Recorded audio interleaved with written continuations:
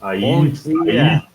agora Agora sim, doutor entrei. Roberto. Tudo bem? Bom dia. Seja bem-vindo, meu amigo. Está Muito substituindo obrigado. aí o Marcos, né? Em breve ele volta, Em breve passando ele esse período volta. eleitoral, né? Porque tem essa legislação que a pessoa realmente não pode aparecer em público, né? Mas ele deixou aí ele está bem representado, né? Você estando aí vai nos Sim. conduzir, né? E até Aí para a que as gente. pessoas continuem no blog, né? Porque o blog ele é muito assistido, muito ouvido. Então, independente do Marcos ou não estar nesse período eleitoral e sendo pré-candidato, é bom que continue, porque o blog traz muitas informações. Às vezes até os meus pacientes, quando vêm no consultório, falam assim, olha, às vezes por algum motivo, às vezes meu, às vezes até do blog, às vezes a gente não se apresenta, não aparece durante a semana. Aí sempre alguém na rua me encontra, até no consultório, olha, não te vi essa semana no blog, hein? Então dá para Pois a gente é. perceber que as pessoas realmente participam, interagem, enviam mensagens, então isso é muito legal. Porque nas ruas a gente sente isso, principalmente no trabalho, no meu aqui, que é no consultório, eu percebo muito isso, que as pessoas gostam de ouvir, assistir, às vezes não ao vivo na hora, mas acabam vendo depois, durante o dia, durante a semana. Bom saber disso, doutor Roberto. E assim, o Marcos agora ele não vai poder apresentar, né? E a gente vai ver como que a gente vai conduzindo essas próximas entrevistas. Mas Exato. acredito que o intuito principal é não deixar parar o blog, né? As entrevistas têm que continuar, né? A gente precisa continuar informando a população de Varginha com entrevistas legais, importantes, de conteúdo para as pessoas. O Com assunto de hoje, certeza. Dr. Robertson, é sinusite. Muita gente tem sinusite, com esse tempo frio, né? Acabou abaixando um pouco a temperatura e as pessoas vêm sentindo mais esses sintomas. Para começar a nossa entrevista, eu queria que o senhor explicasse para as pessoas o que é a sinusite. Ok. Sempre a gente fala assim, a sinusite, sinusite. A sinusite é, na realidade, a infecção das vias aéreas dessa região do rosto, que se chama, é uma região em que a gente tem alguns espaços entre os ossos. Então, eu vou falar, vou dar um exemplo. A cabeça do ser humano, ela pesa mais ou menos cerca de 3 quilos. Só que a sensação que a gente tem da cabeça sobre o corpo são de 30 gramas. Como assim pesa 3 quilos e tem uma sensação de 30 gramas? Os macacos, os seres que nos antecederam, eles andavam sempre curvados para frente, se vocês olharem. O macaco, ele anda assim, não é mesmo? E conforme o homem foi ficando ereto, o homem foi andando de forma reta, né? Nós tivemos então que nos adaptar. E uma das maneiras foi diminuir não o peso da cabeça, porque a cabeça continua do mesmo tamanho, mas sim diminuir a sensação do peso sobre a cabeça. Aí você vai falar, o que que tem a ver isso com a sinusite?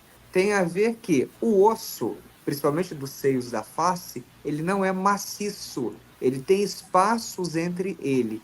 E esse espaço entre ele faz com que o osso fique com uma sensação de menor peso. Por isso que a gente não anda encurvado. Então, nós temos nessa região da face espaços entre os ossos que têm essa função, fazer uma aeração. O que é isso? Deixar a sensação da cabeça sobre o eixo da coluna de menor peso. Porém, esse mecanismo aí fisiológico criado por Deus, não sei quem, né, que criou para diminuir essa sensação de peso da cabeça, fazer com que os homens passassem a andar de forma reta, também tem alguns prejuízos. Qual é? A infecção. Então, se você tem um espaço nessa região que é ocupado por ar e você fica gripado ou resfriado, você pode ter a sinusite. O que é a sinusite? É essa região entre os ossos que ficam na face, elas ficam cheias de secreção, geralmente catarro, né, infecções aí de origem bacteriana, e a pessoa tem aquele sintoma de quê? Coriza, tosse, sensação de peso na cabeça, sensação de dor. Então a pessoa tem aquela sensação de estado gripal e um congestionamento de toda essa região. E essa sinusite, muitas vezes, ela se confunde também, porque como essa região aqui de espaço pode ficar cheia de secreção, Às vezes a pessoa tem uma rinite, que não é a mesma coisa de sinusite, mas como elas são muito próximas, as pessoas se confundem. Às vezes a pessoa tem uma otite, que é uma inflamação do ouvido, ocasionada por secreção que migra dessas regiões e vão para o ouvido. Então, é muito comum a pessoa ter esses sintomas, ainda mais nesse período aí de frio, em que a gente querendo ou não, a gente às vezes fica mais confinado em ambientes fechados, muitas vezes se esquece de lavar as mãos porque a água está fria, aí esses hábitos muitas vezes a gente deixa para depois e não deve ser deixado. E só o fato de estar frio e você ficar num ambiente sem ventilação, isso também propicia o quê? Infecção viral e de bactérias, e, portanto, a pessoa pode vir a ter sinusite, principalmente aquelas sinusites mais crônicas. Doutor Roberto, nesse tempo frio, está tendo muito caso de sinusite e também de influenza, né? E como que a pessoa pode identificar, num primeiro momento, o que é o que? Às vezes é uma influenza, às vezes uma rinite, uma sinusite. Como identificar? Para que nós saibamos que a pessoa tem influenza ou não, a gente precisa fazer os testes, que é aquele teste o mesmo do Covid, que é aquele teste do cotonete que faz nas vias aéreas.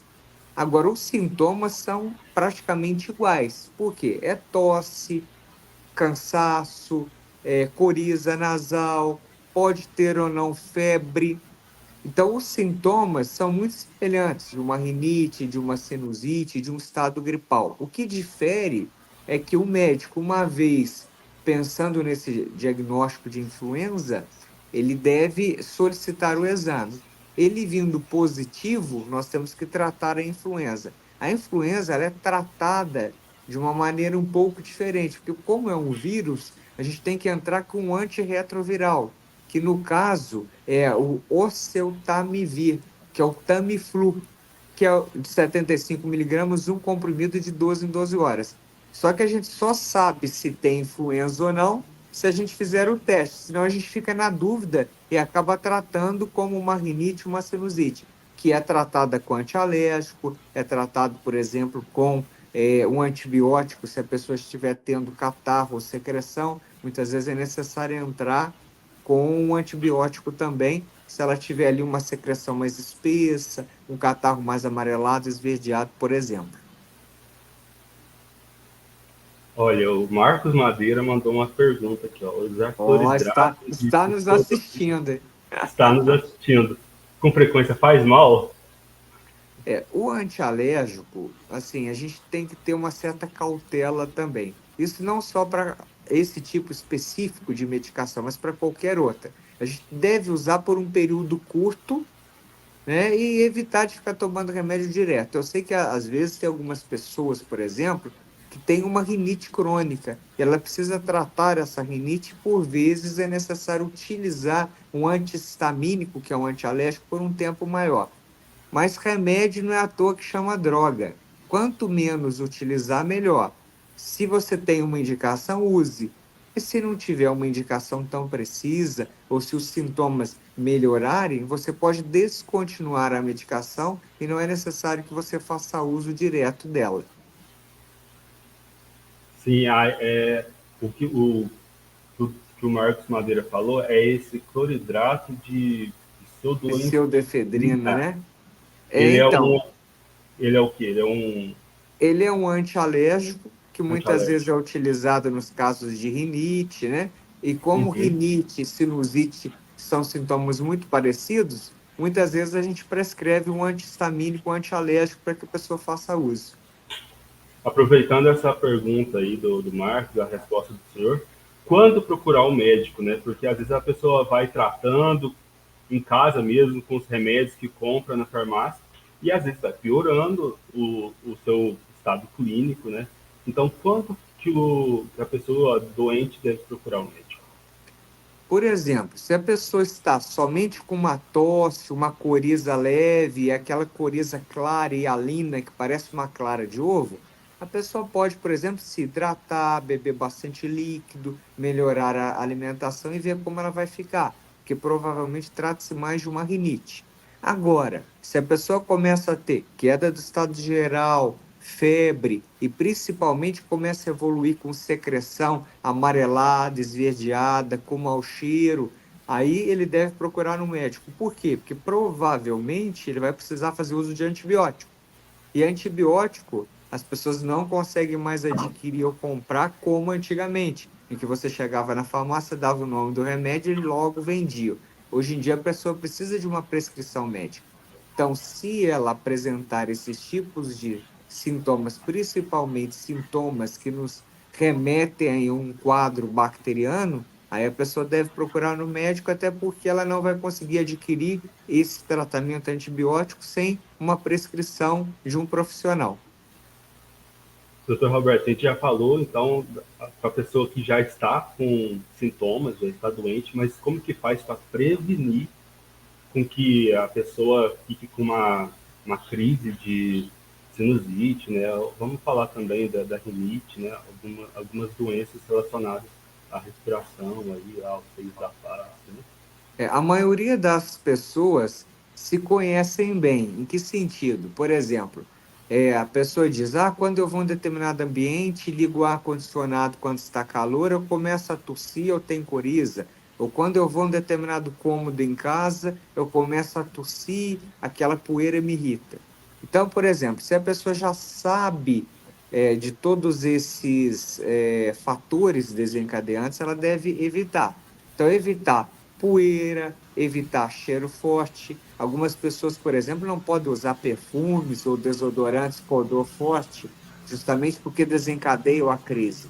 Mas principalmente a poeira, cheiro forte, ambientes fechados, às vezes aquele cobertor que agora anda frio, que você tira lá do armário, que não lava há mais de um ano, provavelmente estão empoeirados esses cobertores, estão ali com ácaro, é necessário que você faça uma limpeza.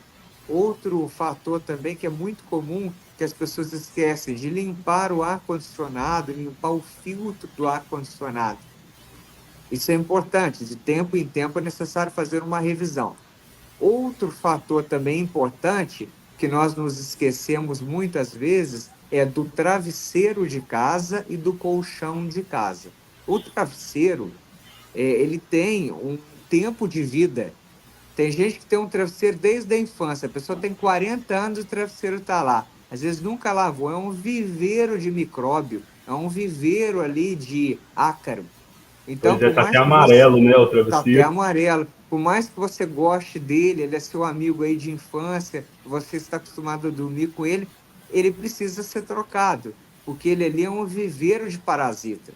Então, e outra coisa é colchão. Eu sei que colchão é caro, nem sempre a gente consegue ficar trocando com uma certa frequência, mas o colchão também ele tem um prazo de validade. Às vezes a pessoa diz: mas ele está novinho, eu comprei faz pouco tempo, nem buraco o colchão tem. O colchão não precisa ter um buraco para você trocar. É feito escova de dente. De tempo em tempos você tem que trocar. O que auxilia, e a gente fala muito, é, por exemplo, além de lavar bem o travesseiro, colocar aquela capa protetora, você expor o travesseiro naquele sol quente do meio-dia ali, por exemplo, para tentar matar aqueles ácaros, tentar diminuir a quantidade de bactérias. E o colchão é a mesma coisa. De tempo em tempo é bom você colocar no sol, por exemplo, além de fazer uma limpeza adequada dele, colocar no sol e fazer com que ele ventile bem para diminuir um pouco a concentração. Porque nunca a gente vai conseguir zerar. A gente, quando dorme ali, a gente transpira no colchão, baba no colchão, às vezes está lá, a pessoa come em cima do colchão, assiste televisão, então aquele colchão fica sujo. E por mais cuidado de higiene que a gente tenha, ele não é tão limpo assim. Já tiveram alguns estudos que falaram que um colchão mal limpo ou não adequadamente higienizado e travesseiro contém mais bactérias do que um vaso sanitário. Então, às vezes, você está ali deitado achando: ai, que delícia, estou dormindo, estou tão bem, aqui está tão limpinho, quentinho, e está cheio de verme andando para um lado e para o outro. Vale também para o sofá, né? Tem a mesma, Exatamente. é a mesma questão do colchão, né? Do É. travesseiro. Agora, o colchão é pior porque você fica horas e horas sobre ele, né? Muitas vezes, assim, o sofá, a pessoa teoricamente fica um pouco e sai, vai trabalhar, Vai fazer, a não ser aquele que fica deitado no colchão, no sofá No o dia sofá. inteiro, que realmente Que virou dorme no uma sofá, cama. né? Aí vira uma cama, né? Sim. Doutor Robertson, para a gente chegar no final da entrevista, eu queria que o senhor falasse 5 dicas para o pessoal para melhorar a saúde, a imunidade nesse tempo que vem esfriando, né? E provavelmente vai esfriar um pouco mais. Olha, a primeira delas seria uma boa hidratação. Quanto mais você se hidrata, melhor o organismo trabalha e até mesmo umidifica bem as vias aéreas, nariz, boca. Isso diminui a incidência, a frequência de infecções. Então, a primeira delas seria a hidratação. A segunda, uma boa alimentação.